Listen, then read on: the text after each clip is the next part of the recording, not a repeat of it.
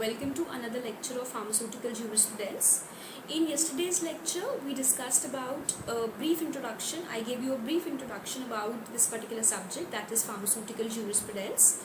And in today's lecture, we'll be starting with the unit first. And the unit first is Drugs and Cosmetic Act 1940 and its rule 1945.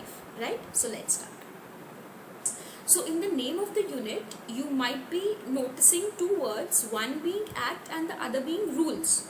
So these two terms are related to each other, but these are new terms for you and many of you might not know the difference between these two words. So let me first discuss the difference between an act and rules, right?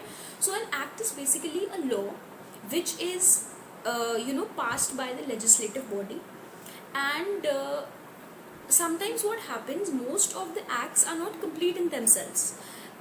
By saying not complete in themselves, I mean that all the provisions related to their implementation and enforcements are not properly laid by the legislative body in the act, right?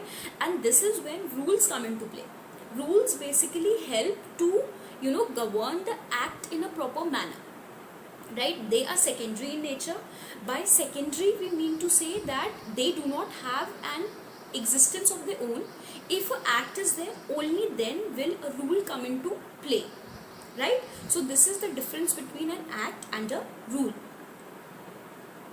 Okay students, so coming to the history of drug and cosmetic acts, in our last lecture I told you that since the ancient times, the entire human civilization was dependent upon plants as the medicine source, as a source of medicine, right? But as Britishers came to India, they brought the allopathic system of medicine, and at that time medicines were not manufactured in India and they were only imported from different parts of the world to India, and India became a dumping ground for the entire world, and only substandard and adulterated medicines were being brought in to India for sales and distribution, right? So at that particular time, a need was felt that a regulation has to be there so that the quality of medicine is maintained, right?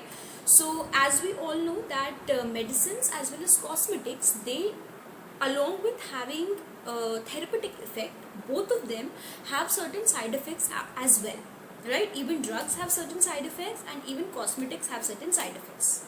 Although cosmetics, you can say that they are luxury items, but still if you use a particular cosmetic on a regular basis, there are certain components, there are certain things in the cosmetics also that they can cause injury, they can be harmful, toxic to your skin, right?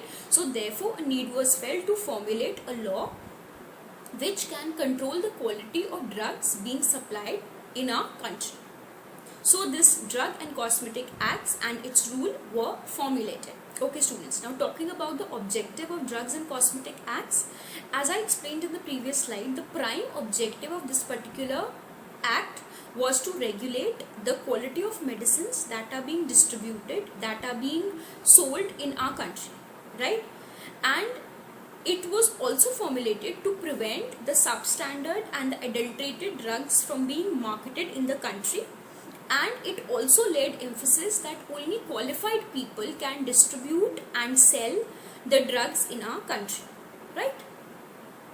Okay students, so after understanding the history and objectives of Drug and Cosmetic Acts, we need to understand now certain definitions, right? Like for example, the definition of drug, what are cosmetics, what are misbranded drugs, what are substandard drugs. So in our next slides, we will be discussing about the definitions. The first definition that we need to know is what are drugs, and this particular definition you have been studying this since your first year of B.Pharm, right?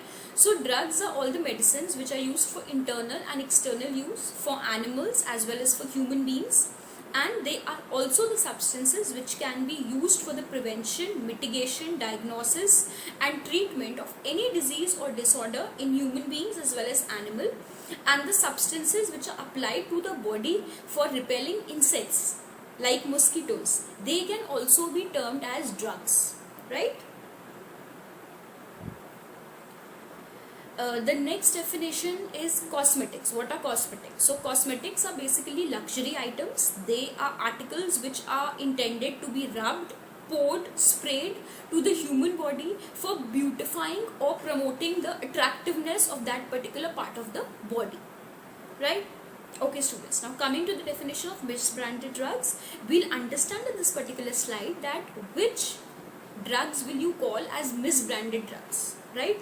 For example, drugs can be stated, they can be called as misbranded drugs, firstly, if they are not labeled in the prescribed manner. Secondly, if they are coated or they are colored in such a way that their damage is concealed, right? So even that drugs can be called as misbranded drugs.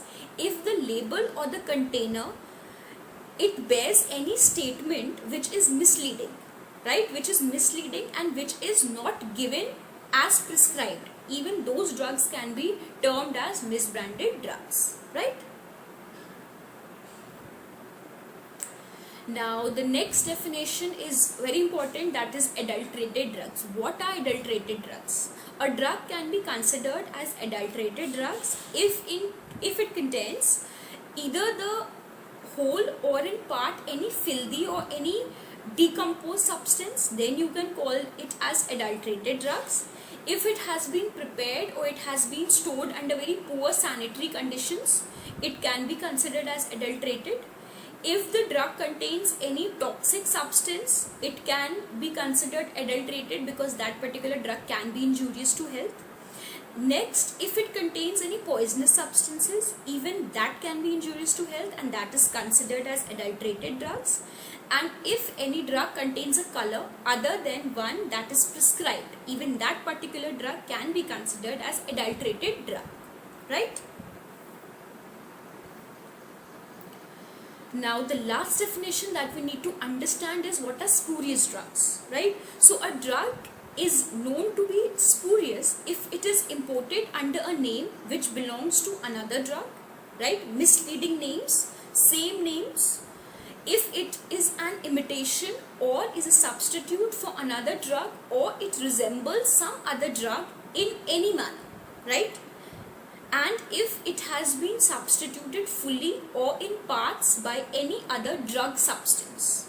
Now we studied this particular term in our previous definition also, but in adulterated drug, it was substituted by any filthy substance, and in spurious drugs, the particular drug is substituted by any other drug substance, not by any filthy substance but by another drug substance. So there is a difference between the two, understand it, right?